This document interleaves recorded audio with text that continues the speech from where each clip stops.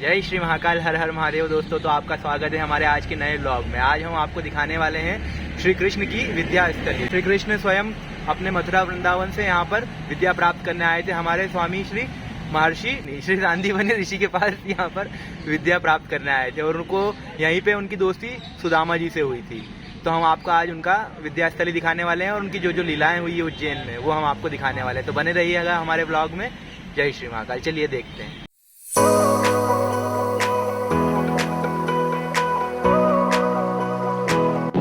तो इधर से सीधे इंदिरा नगर आएगा। इंदिरा नगर के बाद मंगलनाथ रोड पकड़ना है अपने को और उधर ही आएगी कृष्ण विद्यास्थली। तो आज हम वहीं चल रहे हैं, आपको भी लेके चलते हैं। ये चलिए।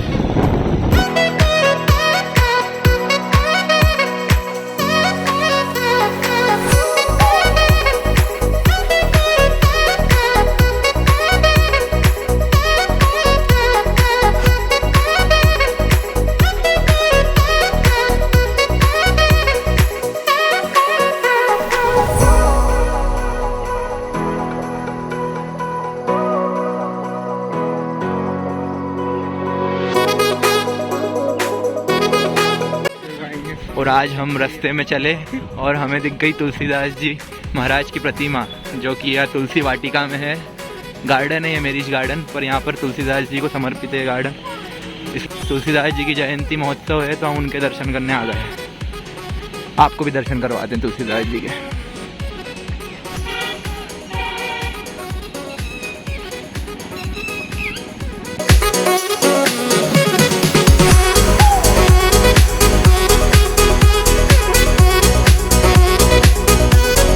जी महाराज की।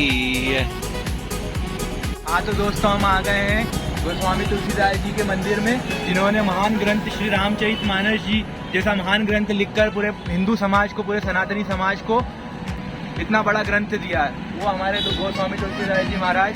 आज हम उनके दर्शन करना है उनकी पावन जन्मोत्सव पर। आप भी दर्शन कीजिए हमारे गोस्वामी तुलसीदास जी महाराज जी के।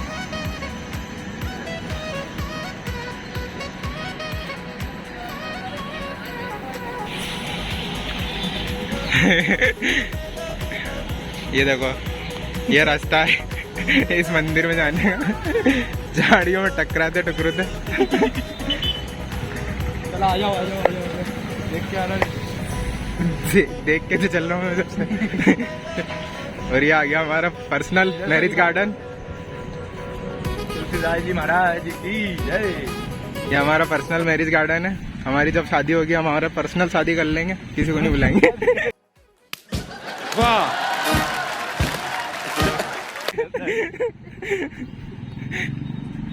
ये खाक चौक लोकेशन है। यहाँ से सीधा जाएंगे तो हमारी विद्यास्थली आ जाएगी। इस जगह को खाक,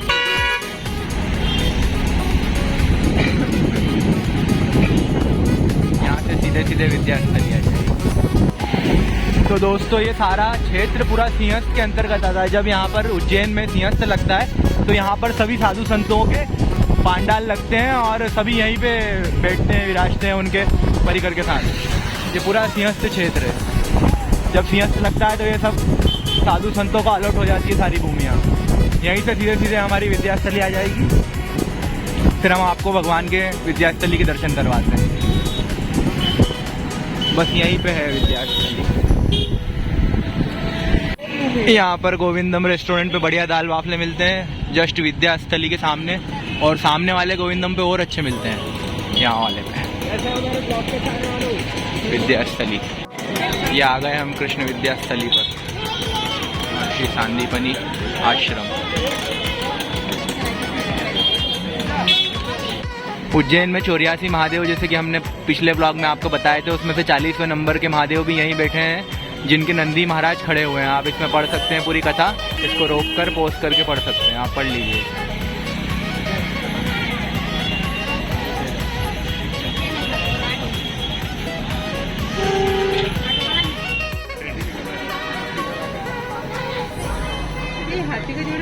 छोटे से भोलेनाथ जी और शिवलिंग भी है।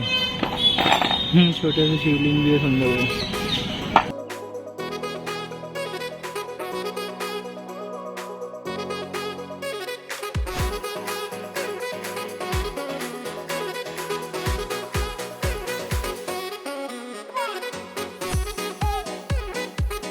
तो ये है गाइस भगवान की मूल पाठशाला, जहाँ पर कृष्ण, सुदामा और बलराम जी तीनों बैठे हुए हैं। उनके सामने सांदीपनि ऋषि बैठे हुए हैं और हाथों में तीनों के पुस्तक है।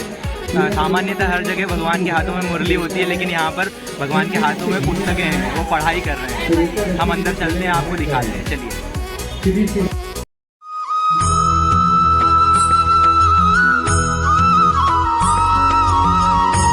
दोस्तों हम आपको हमारे आचार्यों में प्रमुख श्री वल्लभाचार्य जी की बैठक जी के दर्शन करवाते हैं, जो कि जस्ट पास में ही है भगवान की। आइए।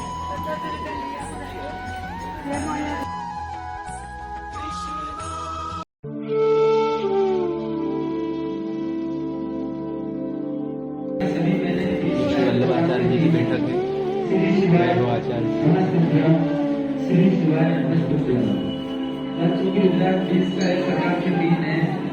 जो करता नहीं हो उसका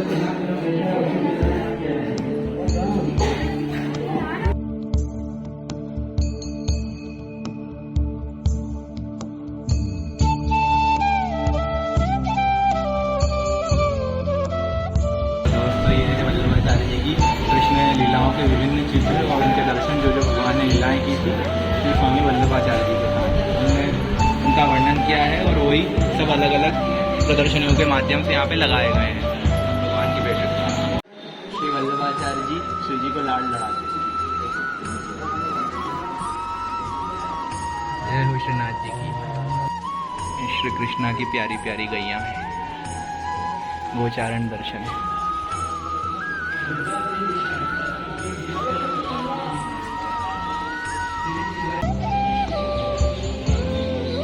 अभी यहाँ के पट लगे हुए हैं, वरना हम आपके अंदर के दर्शन कराते हैं। गिरिराज धरन की जय। मैं आपको बोला पट लगे हुए थे और तुरंत पट खुल गए भगवान के। देखो कितनी कृपा है भगवान की।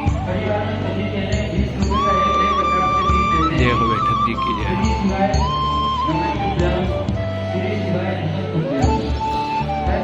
जय हो श्री बैठक जी की जय। तो ये है भगवान श्री कृष्ण द्वारा उत्पन्न किया हुआ गोमती कुंड। आ जाइए हम उसके दर्शन करते हैं। यहाँ पर मछलियाँ भी है और देखिए वहाँ पे कछुआ भी है छोटा सा, और बहुत सारी मछलियाँ हैं। भगवान अपना नित्य कर्म यहीं से करते थे, संध्या वंदन वगैरह, और कहा जाता है अपनी पट्टी वगैरह स्लेट वगैरह सब यहीं से भगवान उससे साफ़ करते थे, उसका मार्जन करते थे। और यहाँ पर अब आज तो मछलियाँ भी दिख रही है यहाँ पर, और एक कछुआ भी दिखा अभी हमें। थोड़ा सा जूम करते हैं शायद दिख जाए। ये जो बुलबुला है ना, यहीं पे कछुआ है, दिख भी नहीं रहा। इधर मछलियाँ हैं बहुत सारी। ये सारे श्री कृष्ण द्वारा सीखी गई 14 विद्याएं। चलिए ये दिखाते हैं हम आपको। 14 विद्या कला की दीर्घा गैलरी ऑफ 14th सांदीपनि आश्रम।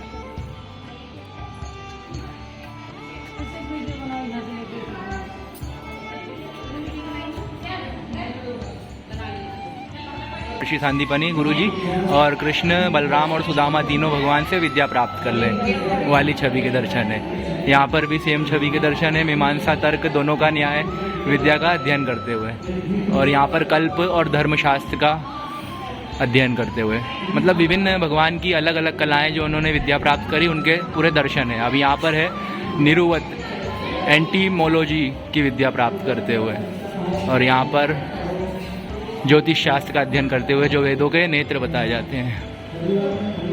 यहाँ पर ग्रामर व्याकरण का अध्ययन करते हुए दृश्य है। यहाँ छंद शास्त्र जिससे कविताएं लिखी जाती है, छंदबद्ध की जाती है। यहाँ पर और शिक्षाएं थिंग्स अलग अलग।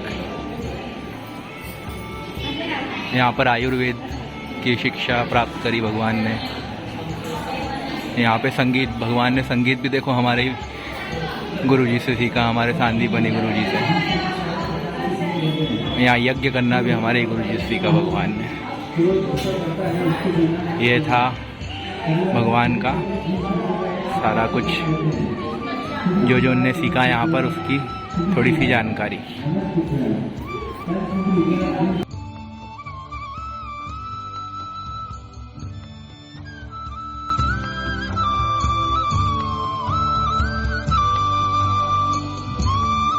तो गाइस गुरुकुल में इतनी सारी शिक्षाएं होती थी, भगवान ने सीखी। आपने स्कूल में क्या क्या सीखा इंग्लिश हिंदी के अलावा, ये हमें कमेंट सेक्शन में बताएं। भाई क्या बताऊं मैं। मैं क्या बताऊं। ये हमारे 84 में से 40 नंबर वाले महादेव यहाँ पर भगवान कृष्ण के दर्शन करने आए थे और नंदी को बिठाना ही भूल गए थे, तो नंदी भगवान जब से खड़े ही हुए हैं। पूरे भारतवर्ष में केवल यही मंदिर है जहाँ पर नंदी भगवान खड़े हुए हैं। देखिए आप, ये खड़े हुए हैं। कृष्ण सुदामा बलराम विद्या।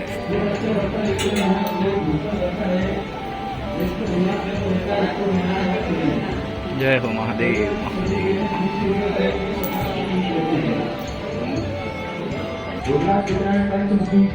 ये 64 कलाएं भगवान ने सिर्फ 64 दिनों में ही सीख ली थी, क्योंकि वो तो भगवान थे। आइए हम दिखाते हैं उनकी आपको एक कलाएं। देखिए दोस्तों, ये भगवान की पहली तस्वीर है जिसमें दर्शाया गया है भगवान ने गीत का ज्ञान कैसे लिया था। देखिए, इसमें गीत विद्या सीखी है भगवान ने। कहा भी है, गाना 4 प्रकार का होता है, स्वर, पद, शब्द, लय और चित्त, अवधान या ध्यान उसे केंद्र में है। ऐसा गुरुजी ने भगवान को बताया और उन्होंने गीत की शिक्षा ली। भगवान ने सीखी वाद्य, मतलब इंस्ट्रूमेंट बजाना। देखिए इसमें दृश्य में इंस्ट्रूमेंट बजाते हुए भगवान दिख रहे हैं। ये भी भगवान ने इनसे ही सीखा, गुरुजी से। दूसरी कला है नृत्य। भगवान ने नृत्य भी ऋषि जी से सीखा, महर्षि सांदीपनि से। इसमें नृत्य करते हुए दिखा रहे हैं। 4th आलेख्य, मतलब पेंटिंग। भगवान ने पेंटिंग करना भी सीखा। देखिए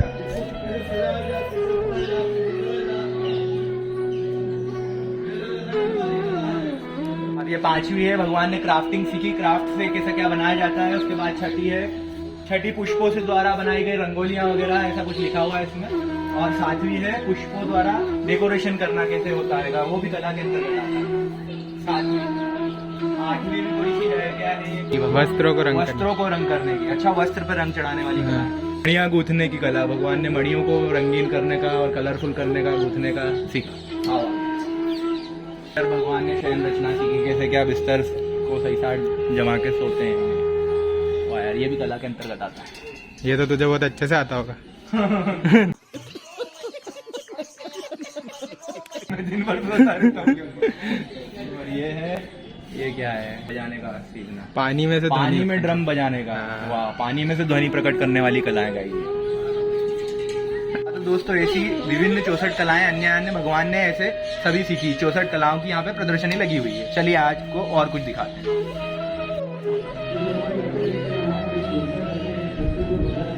और यहाँ पर सुंदर सा गार्डन बना है दोस्तों। अगर आप कहीं बाहर से आ रहे हैं तो यहाँ आप विश्राम कर सकते हैं, थोड़ी देर शांति से प्रकृति निखार सकते हैं। यहाँ पर बहुत ग्रीनरी है और इतना सुंदर सा नज़ारा है यहाँ पर। देखिए आप, वाली कलाएं भगवान ने मिट्टी से खिलौने बनाने सीखे। जैसे हमने भी बचपन में मिट्टियों से कुछ बनाया है, ऐसे भगवान ने भी एक कला के अंतर्गत आता है। भगवान ने भी सीखा। देखिए यहाँ पर मिट्टी से भगवान एक गुड्डा बना रहे हैं छोटा सा, और बलराम जी बना रहे हैं, सुदामा जी। 63 वैदिकी विद्या, भगवान ने शस्त्र और धनुष चलाना भी यही सीखा है। धनुर्वेद का भी ज्ञान लिया भगवान ने, शस्त्र चलाना भी सीखे। और आगे 64 और लास्टली 64वीं, भगवान ने व्यायाम कला भी सीखी। यहाँ पर व्यायाम करना, जैसे अपन जिम करते हैं ऐसा भगवान व्यायाम करते थे। ये देखो मुद्गल उठा रहे हैं, पुशअप लगा रहे हैं, सुधा भगवान मुद्गल उठा रहे हैं, बढ़िया। इसके आगे बड़ी क्यूट तरीके से महाभारत की विभिन्न लीलाओं का दर्शन किया गया है, विवरण किया गया है। देखिए आप, इसमें कृष्ण भगवान बैठे हुए हैं, ऊपर धृतराष्ट्र और संजय का बात है। इधर लड़ाई हो गई है, सेनाएं दिखाई दी हैं। इधर भगवान जिज्ञासा कर रहे हैं, इधर अर्जुन का रथ हाँक रहे हैं, इधर पांचजन्य शंख बजा रहे हैं, और इधर लड़ाई भी हो गई है। ये कितने क्यूट है भगवान कृष्ण और अर्जुन, कुछ सोच रहे हैं। एकदम क्यूट से भगवान कृष्ण और अर्जुन कुछ सोच रहे हैं। बोले टेंशन हो गया, डिप्रेशन में आ गए। बजरंग बली कपिध्वज में बैठे हुए हैं। और इधर आगे फिर भगवान ने अर्जुन को समझाया, पूरी गीता का ज्ञान दिया कि टेंशन मत लो, हम साथ में सब बढ़िया होंगे। अच्छा, हमको सिखा रिया है। इधर भगवान ने मृत्यु का वर्णन किया है। छोटा सा बच्चा बड़ा होता है और फिर मर जाता है, कोई मतलब का नहीं। जैसे वस्त्र छोड़ते हैं ऐसे हम देह छोड़ देते हैं, वो वाला ज्ञान है।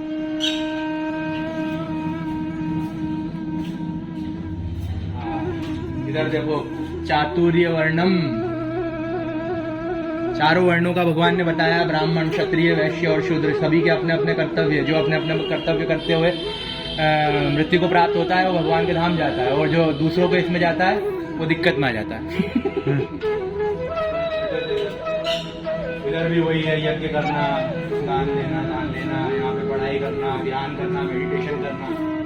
देखो आजकल लड़के छोड़ो, लड़कियां भी मद्यपान कर रही है और यहाँ पे हर किसी के लिए मद्यपान का निषेध बताया गया भगवान ने। देखो मद्यपान नहीं करना चाहिए, गलत बात है, पर सब करे जा रहे हैं। ये इस पेंटिंग में बताया गया है जैसे आप मांस खाते हैं तो आपको भी अगले जन्म में वैसा ही जानवर बनना पड़ता है और आपको भी फिर कोई खाता है वाली बात बताइए। देखो भगवान सबका ध्यान रखते हैं, भगवान के नाम का उच्चारण करो तो खटिया पे लेटे लेटे भगवान आपका ध्यान रखते हैं इसकी तरह। कितनी शांति से सोया है, फिर भी भगवान ध्यान रख रहे हैं उसका। तस्वीर में दर्शाया गया है कि जो भूत प्रेत की उपासना करते हैं वो भूत प्रेत को ही प्राप्त होते हैं और जो भगवान की उपासना करते हैं वो भगवान को प्राप्त होते हैं। आप मेरा संकेत समझ गए होंगे। देखिए इसमें भगवान भोलेनाथ, ब्रह्मा, विष्णु, महेश, इंद्र और कुबेर देवता हैं। कुबेर देवता हैं इधर वाले, इधर भोलेनाथ है, इधर विष्णु भगवान है, इधर इंद्र भगवान अपना वज्र लिए हुए, इधर चंद्र नारायण है, इधर ये सामवेद है, ये गोवर्धन भगवान, इधर अग्नि में, सब में मतलब भगवान का वास होता है ऐसा बताया है। आगे भी बताया है, इधर भी ऋषियों मुनियों में, सब में भगवान बैठे हुए हैं छोटे छोटे। अगली पेंटिंग में दर्शाया गया है कि सभी जीव जंतुओं में भगवान होते हैं, इसलिए किसी को भी नहीं मारना चाहिए। देखिए आप इसमें क्या है, सब में छोटे छोटे भगवान बने हुए हैं, सभी जीव में भगवान का वास होता है इसलिए किसी को मारना नहीं चाहिए। तो अगली पेंटिंग में है भगवान का अर्जुन को ज्ञान देते हुए। जब अर्जुन मोह में पड़ गया था कि हम कैसे मारे अपने लोगों को, तब भगवान ने गीता सुनाई थी और अपने विश्व रूप का दर्शन कराया था कि तू केवल निमित्त बना है, हम तो सारा कुछ को हम मार चुके हैं, तू केवल निमित्त बना है। उसके दर्शन आ गया थोड़ा सा ताकि केवल पेंटिंग बस। बाकी ये सब पेंटिंग है गाइस, देख लीजिए आप, सभी में कुछ ना कुछ कथाएं छुपी हुई है।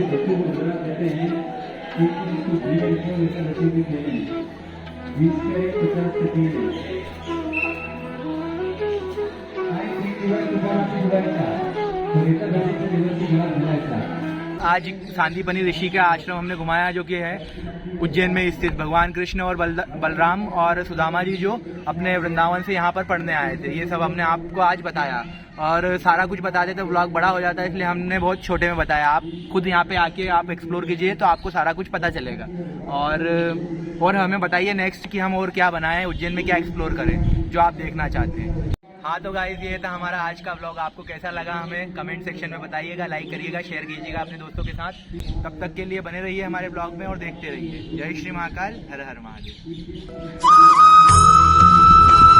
देखिए गाइस तो जैसे ही आप आश्रम से बाहर निकलेंगे तो आपको खाने के लिए बहुत सारी सुविधाएं उपलब्ध होगी। यहाँ पर बहुत सारे रेस्टोरेंट है, जैसे आप हमारे पीछे देख सकते हैं।